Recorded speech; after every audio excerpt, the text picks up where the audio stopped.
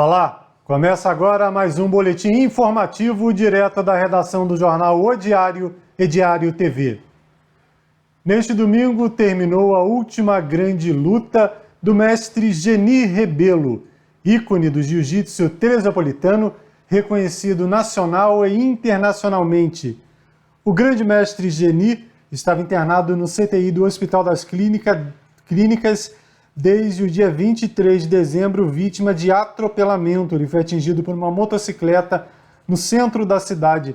Desde então, seu quadro de saúde oscilava e o seu filho, um dos seus filhos, o mestre, também mestre em jiu-jitsu, Cirilo Azevedo, divulgou inclusive diversos vídeos atualizando a situação de saúde do Geni Rebelo, mas no domingo terminou a sua última grande batalha.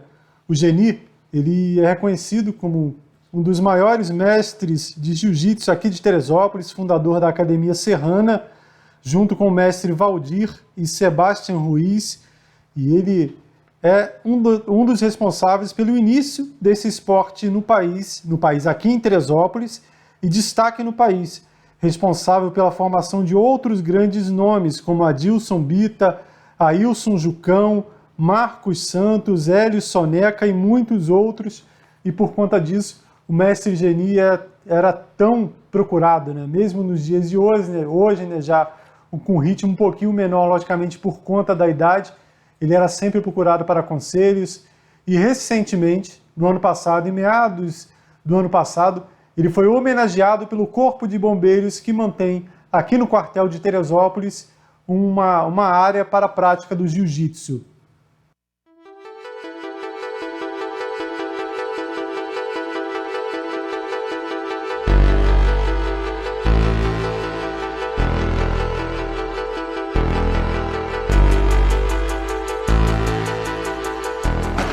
Mestres, nós, bombeiros do 16º GBM, soldados do fogo do Dojo Isaac Bravo, temos a grata satisfação de prestar uma singela homenagem aos senhores pelo histórico na arte suave. Agradecendo a presença dos senhores, nosso muito obrigado. Muito obrigado também de estar presente aqui perto de vocês. Eu sei que vocês são militares respeitados. Muito obrigado por tudo isso que vocês fazem também. Nós que agradecemos. Em continência aos mestres, apresentar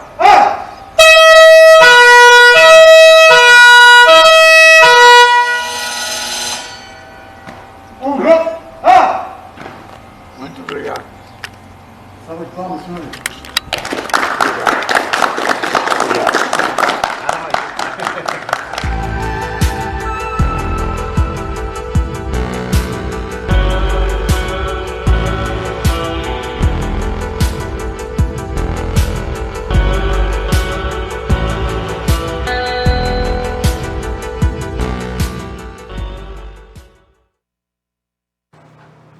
Policiais da 106DP, em Itaipava, estão investigando um acidente com vítima fatal no último fim de semana em uma cachoeira na estrada que liga o distrito de Petrópolis a Teresópolis. Raquel Freitas Araújo, 35 anos, morreu no último sábado após cair de uma altura de 20 metros na Cachoeira da Macumba, também conhecida como Cachoeira dos 13, pois está localizada nesse quilômetro da BR-495 que liga Teresópolis a Itaipava. O Corpo de Bombeiros foi acionado, mas ao chegar ao local não havia mais tempo para atendimento médico devido às lesões causadas por essa grande queda. Olha só a altura que caiu a Raquel Freitas. Ela era mineira, nascida em Juiz de Fora e morava nos Estados Unidos. Atualmente estava em Petrópolis com o namorado, e de Petrópolis subiu aqui esse trechinho de serra, né? A Cachoeira da Macumba fica bem próximo já quase da divisa de Teresópolis com Petrópolis, e é muito procurada, logicamente, nessa época do ano por conta do calor e devido justamente a essa altura para a prática do rapel. Não era esse o caso. Não se sabe se ela foi, por exemplo, fazer uma selfie em uma dessas áreas aí mais altas, dessas extremidades da cachoeira, acabou se desequilibrando e caiu. Lembrando que esse não foi o primeiro acidente do tipo registrado na Cachoeira da Macumba.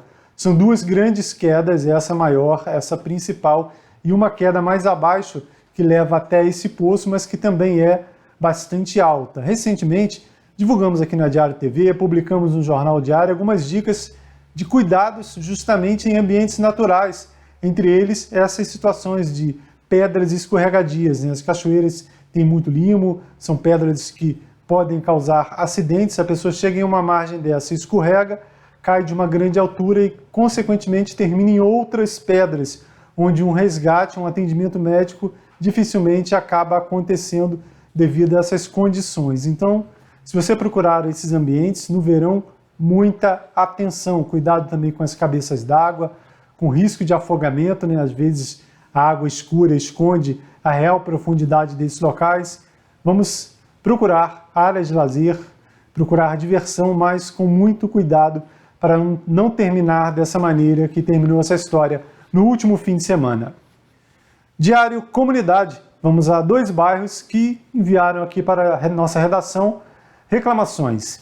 Primeiro, Campo Limpo, lá no 2º Distrito de Teresópolis, uma das localidades que sofre diversos problemas aí nas vias por conta das últimas chuvas, né? Vias em péssimas condições que atrapalham, inclusive, a passagem de ônibus. Olha só, o carro que faz o trecho aí, faz a linha Brejal rodoviária, passa por Campo Limpo em vários pontos.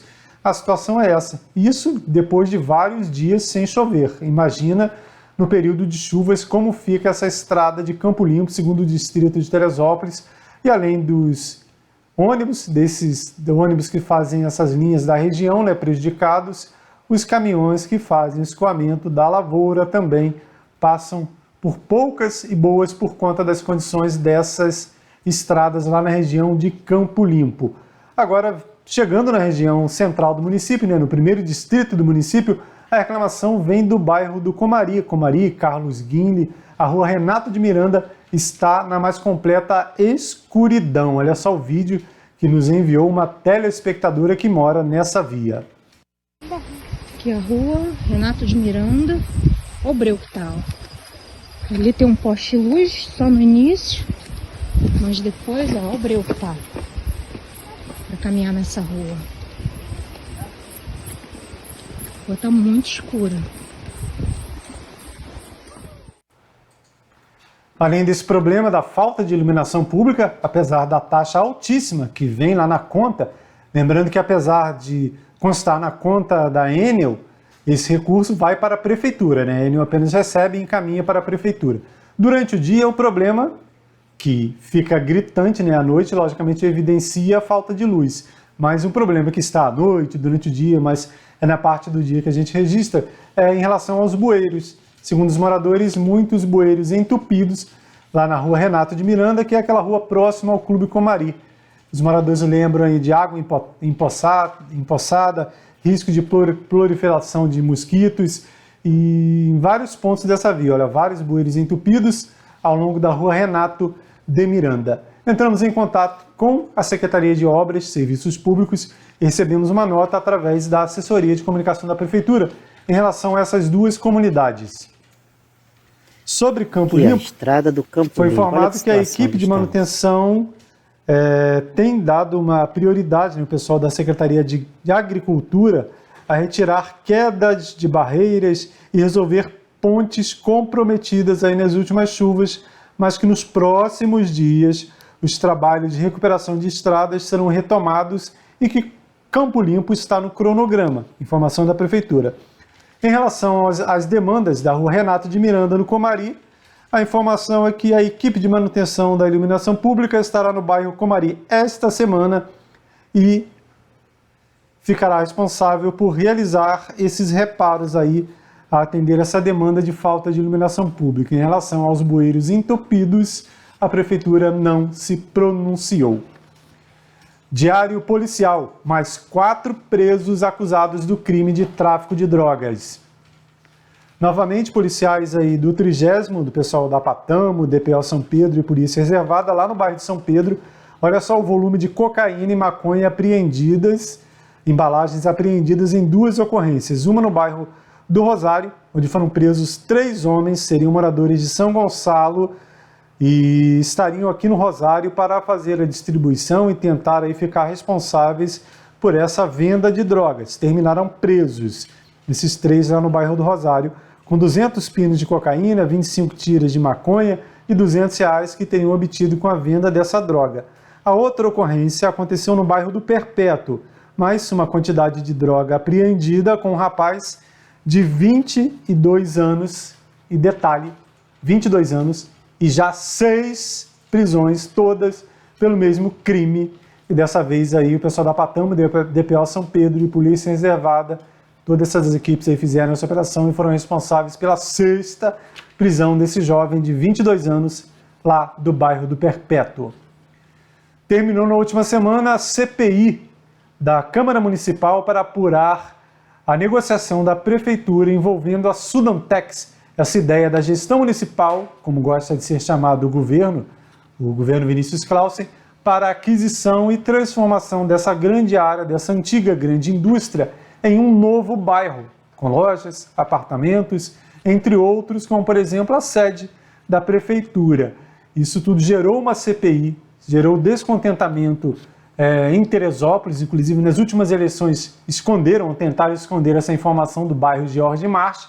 Tinha até uma divulgação da assessoria de comunicação da Prefeitura lá de 2019, misteriosamente sumiu tudo e agora acabou gerando uma CPI, né, apesar dessa informação, essa truncagem na informação, e concluída a CPI, o repórter Marcos Wagner conversou com o vereador Maurício Lopes sobre a situação.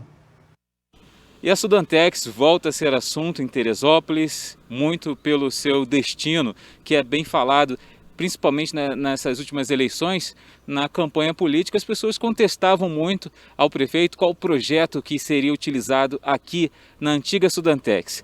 E com isso, muita gente ficou curiosa, ficou querendo saber sobre esse projeto.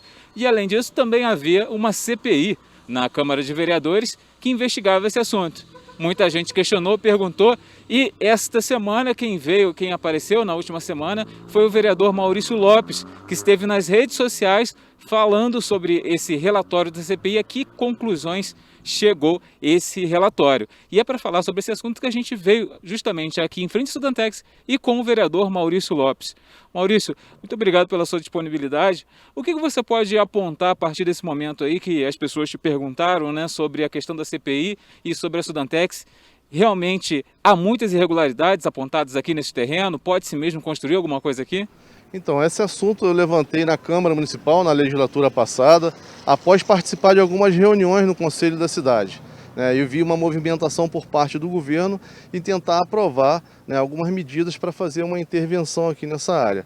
Fiz a denúncia no plenário da Câmara, em seguida a Câmara Municipal, com a assinatura de 8 vereadores, nós abrimos a Comissão Parlamentar de Inquérito, essa CPI, que investigou e apontou diversas irregularidades, que inclusive a conclusão desse relatório, por cobrança de muitas pessoas através das redes sociais que queriam ter acesso, eu acabei tornando público na minha página do Facebook. Quem quiser acessar, está lá o conteúdo completo do relatório, que também foi encaminhado ao Procurador-Geral do Ministério Público do Estado do Rio de Janeiro e também ao Ministério Público Federal para que seja aprofundado mais as investigações diante de tantas irregularidades apontadas nesse relatório.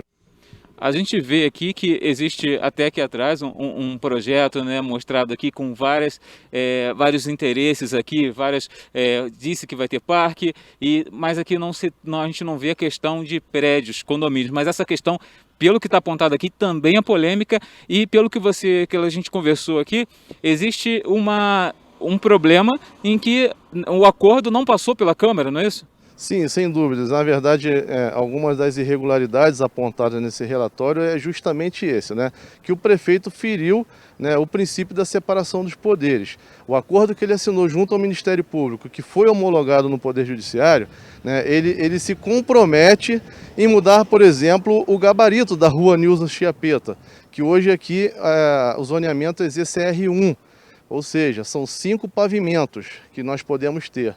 E agora, com o acordo assinado com o prefeito, esse gabarito poderá chegar a 8 andares e ainda com a outorga onerosa que o prefeito assinou, né, ficou, na verdade, acordado que ele autorizaria o dono do imóvel fazer uma outorga onerosa. Mas todos esses acordos, eles dependem de aprovação pelo Poder Legislativo. Por isso o atropelo, né, e essa é uma das grandes irregularidades apontadas no relatório da Comissão Parlamentar de Inquérito, que o prefeito assume o compromisso de dar, né, o aumento de gabarito, mas o prefeito esqueceu que ele não é legislador.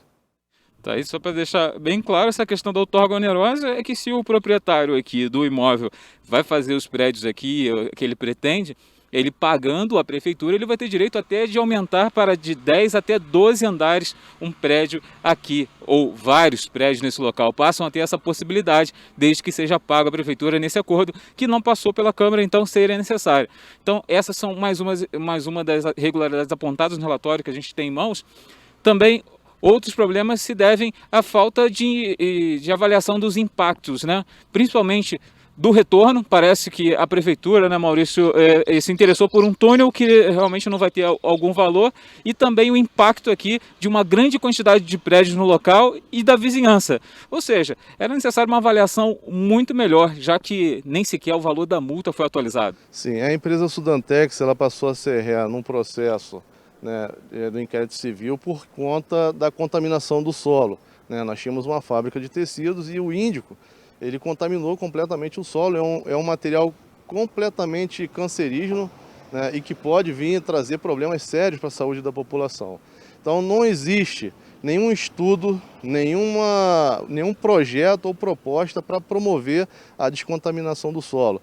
Isso foi informado pelo órgão ambiental do Estado do Rio de Janeiro, que é o INEA, né, de que não existe ainda nenhuma proposta apresentada pela empresa, né, e ainda assim o governo assina, né, esse acordo. Outra irregularidade apontada também pela Comissão Parlamentar de Inquérito é que não existe nenhum estudo de impacto de vizinhança para a proposta do governo de autorizar a construir aqui dezenas de blocos de apartamentos, né, que vai, de certa forma, entupir de moradores aqui essa região, e a gente já sabe da dificuldade do nosso trânsito aqui no centro de Teresópolis, então nenhum estudo foi apresentado também para que essa proposta fosse aprovada aqui. Para a gente finalizar então, Maurício, a gente vê esse projeto e tem parque, tem a prefeitura que já está fazendo aqui obra no terreno, já está se instalando, já foi feito até um marco aqui em homenagem às vítimas da tragédia. Esse tipo de movimentação está todo irregular, não tem amparo legal para ser feito então. No meu ponto de vista, né, a pedra fundamental que o prefeito quis lançar aqui, o objetivo era outro, era trazer o foco para uma outra proposta que ele tem para esse espaço, e na verdade essa pedra é uma grande pedra no sapato de todos os moradores aqui do centro de Teresópolis. Como você disse, o prefeito aceitou o túnel como para abater na dívida dos 22 milhões de reais que era a multa da Sudantex, um túnel para abater 6 milhões de reais dessa dívida. Uma dívida que até então não foi atualizada, uma dívida que ficou muito bom para o dono do terreno, que quando ele puder construir essa quantidade de blocos de apartamentos e que, segundo informações, serão apartamentos de luxo, a multa que ele teria que pagar não serviu de nada. Então, ou seja, o prefeito, sem nenhum tipo de estudo, sem nenhum tipo de contestação, autoriza, né, uma empresa que contaminou o centro de Teresópolis a praticamente sair ilesa desse processo. Nesta segunda-feira, a Prefeitura atualizou as informações em relação a essa etapa inicial da vacinação contra a Covid-19 em Teresópolis. Um dos dados que foi modificado em relação ao número total de vacinas que chegam nessa primeira leva, né? Inicialmente seriam 10 mil doses da vacina, porém agora serão 4.700 doses da vacina contra a Covid-19, porque a Anvisa só liberou a vacina que foi produzida na Índia, a Coronavac. A vacina produzida no Brasil pelo Instituto Butantan ainda está em fase final de liberação. Por conta disso, houve essa redução. Não serão 10 mil, inicialmente 4.700 doses de vacina para Teresópolis. A aplicação, dependendo aí ainda que esse material chegue ao município, pode ter início já nesta terça-feira ou na quarta, dependendo aí do horário que chegar, né? A primeira dose aí será para os profissionais da saúde, pessoal da linha de frente da saúde e os idosos que estão em instituições de longa permanência, além dessas pessoas, desses idosos acamados, né? A prefeitura vai manter aí uma equipe atendendo, indo às residências, indo às instituições, fazendo essa vacinação nessa primeira etapa. Em seguida, aí, chegando mais vacinas, né? Nessa primeira leva, começa aquele atendimento volante em postos aí no centro da cidade, no segundo distrito, no terceiro distrito, mas ainda atendendo esse público-alvo inicial, que são os idosos aí em Teresópolis, né? Só depois vem aquele calendário atendendo outros públicos. A Prefeitura também informou nesta segunda-feira a informação sobre seringas e agulhas, né? De acordo com a assessoria de comunicação, no estoque já estão 150 mil agulhas e seringas, sendo que 56 mil chegaram recentemente, essas aí, distribuídas pelo governo estadual. Então, pode ser que nesta terça-feira já comece a vacinação em Teresópolis, se chegarem essas vacinas, essas primeiras 4.700, dessas 10 mil aí para a primeira leva, né, previstas entre 20 e 30 de janeiro, e depois virão outras doses aí distribuídas pelo Ministério da Saúde, e alguns equipamentos também vêm do governo do estado para serem utilizados aqui no município. Sobre a Covid-19 também é importante atualizar sempre os números. Muita gente já está agindo, isso há muito tempo, né, e a situação só piora, como se a pandemia tivesse terminado. Mas, infelizmente, o sentido é o contrário. Apesar dessa luz no fim do túnel, da vacina, sabemos que ainda vamos demorar muito tempo para que a situação seja normalizada. Então, vamos à realidade, aos dados divulgados pelo Gabinete de Crise da Prefeitura, com informações da Secretaria Municipal de Saúde. Está aí, Teresópolis já passa dos 15 mil casos confirmados da doença até o momento, 15.148, isso desde o início da pandemia, e essa linha de baixo tenho falado sempre, desde meados de dezembro, praticamente todos os dias, um número acima de 100 em relação aos novos casos. Somente uma data ali, 89, e os outros dias todos acima de 100 novos casos diários da doença que chegaram a um novo recorde em Teresópolis de casos ativos, 3.609 casos ativos no município, um recorde. Nunca tivemos tantos casos ativos no município ao mesmo tempo. Olha só que situação Teresópolis chegou, muito provavelmente por conta dessas festas de fim de ano, aglomerações, etc., que tanto falamos aqui. E, paralelo a isso, preocupa em relação ao número de leitos, continua no vermelho.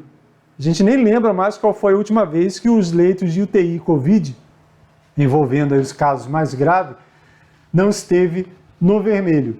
E, além disso, muita gente tem falado, quando esses números são divulgados, vamos ser otimistas, já são 11.239 recuperados. Lógico, está ali no verde o número que é importante ser falado aí, levado em conta. 11.239 pessoas venceram a batalha contra a doença, a grande maioria dos brasileiros venceu, mas nem todos conseguem sair dessa luta, conseguem vencer a Covid-19. Olha só o número de baixo, um número alto, que assusta, 300 mortes já até o momento. 300 pessoas que teriam talvez aí uma vida muito longa, pessoas com 30, 40, alguns idosos, logicamente a maior parte é dos idosos, que é o grupo de risco, que mesmo assim teriam muito mais tempo de vida se não fosse a Covid-19, e é um número que deve ser levado em conta. Você que fica comemorando, tentando desmerecer aí a doença, levando em conta somente o número de recuperados, esquece que atrás de cada um desses 300 nomes tem uma família, tem pessoas que perderam um parente querido, pessoas que perderam um amigo, que perderam uma história, que tiveram sua vida modificada por conta da Covid-19. Então, se você ainda não teve na sua família ninguém que perdeu a batalha contra a doença, logicamente, você pode comemorar, pode achar que é relevante falar somente dos casos recuperados. Mas quando a gente fala de histórias, tira os números frios e mostra às pessoas, é que a doença se mostra ainda mais dura, mais preocupante, mais marcante. Hoje, por exemplo, recebemos, agora há pouco, antes da entrada desse boletim, a informação de mais um morador de Teresópolis que perdeu essa triste luta. Foi o bancário Leandro Amorim de Souza, funcionário da Caixa Econômica Federal, da agência da Feliciano Sodré. Ele faleceu nesta segunda-feira, segundo divulgado pelo Sindicato dos Profissionais das Agências Bancárias de Teresópolis, o Sindiban, divulgou uma nota aí prestando solidariedade à família do Leandro Amorim de Souza, aos amigos e funcionários da Caixa Econômica Federal. Leandro Amorim de Souza, funcionário da Caixa, mais um que entra para essa lista negra das pessoas que perderam a batalha contra a Covid-19 aqui no município. Ademir Enfermeiro, vereador, assumiria uma vaga na Câmara. Porto da SEDAI, José Carlos Porto da SEDAI também, uma pessoa muito ativa na sociedade, outro também que sofreu as consequências da Covid-19 e acabou perdendo a batalha. Então, antes de sair desrespeitando as regras, de agir como se a pandemia tivesse terminado e não terminou, estamos longe disso, é bom refletir um pouco. Vamos agora à foto do dia. O jornalista Vanderlei Pérez volta com esse quadro mostrando um pouquinho da história de Teresópolis. Afinal de contas, é preciso olhar para trás para que possamos enxergar um futuro melhor para o município. E a foto do dia hoje mostra um prédio que, por muito tempo mesmo, na área de saúde justamente, foi tema de discussão aqui em Teresópolis. Quem passa hoje pela reta e vê o antigo prédio da Casa de Saúde Nossa Senhora de Fátima em escombros, deve lembrar bem o que havia ali naquele trecho da Avenida Lúcio Meira, um hospital que era referência para o atendimento da saúde em Teresópolis. Antes, um prédio imponente para sua época, com arte em azulejos do professor Amado, representando o combate dos médicos contra a morte. Hoje, é um imóvel abandonado. A Casa de Saúde foi criada em 1955, sendo o segundo hospital da cidade. Até então, existia apenas o modesto Hospital Municipal da Prefeitura, criado em 1952 em Valparaíso, onde surgiu o Hospital das Clínicas, hoje o Hospital das Clínicas Constantino Otaviano. Surgido depois dos hospitais municipal e da Casa de Saúde, a Beneficência Portuguesa foi fundada em 1954, abrindo só alguns anos depois, e em 1962 foi criado o Hospital São José, que foi fundado em 1948. Levou então aí quase 15 anos para ficar pronto. É isso. Obrigado, Vanderlei Pérez. Lembrando um pouquinho desse prédio da Casa de Saúde, né, que curiosamente foi adquirido por um ex-prefeito, né? Ele falava tanto que tinha solução para a saúde, que ia ajudar a fazer acontecer, teve vários mandatos aqui no município, comprou o prédio da Casa de Saúde, foi prefeito, já era prefeito quando isso aconteceu e nada de hospital.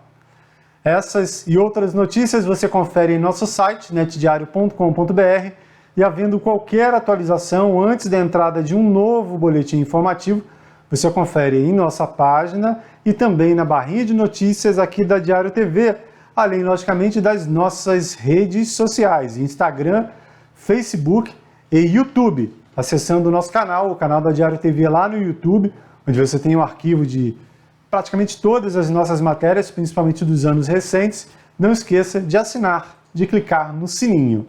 Até mais!